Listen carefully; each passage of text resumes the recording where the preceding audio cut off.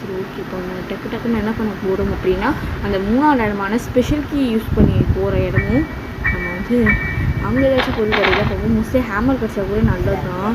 ஏன்னா நம்ம குயிக்காக பிளாங்க் போட்டு நம்ம ஆப்போசிட்டில் போய் செக் பண்ணலாம்.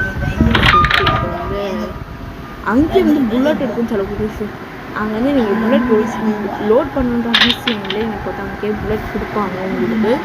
ஸோ அதனால் பார்த்தா நான் கண்ணை அப்படியே தூக்கி போட்டு வந்துட்டேன். இப்போ நெக்ஸ்ட் அந்த ஸ்பெஷல் கீயை எடுத்துகிட்டு வந்து நம்ம அங்கே போயிருந்தா நம்ம நார்மல் கண்ணை பற்றி இப்படிக்கா படிக்கட்டில் குதிச்சு போயிடலாம். ஆனால் இதில் அப்படி இல்லை, நம்ம இறங்கி தான் போகணும். இதுவும் ஒரு பக்கு. சரி ஓகே, டக்கு டக்கு டக்குன்னு போடா.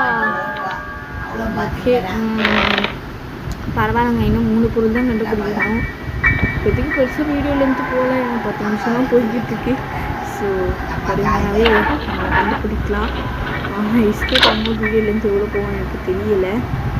டக்கு டக்குன்னு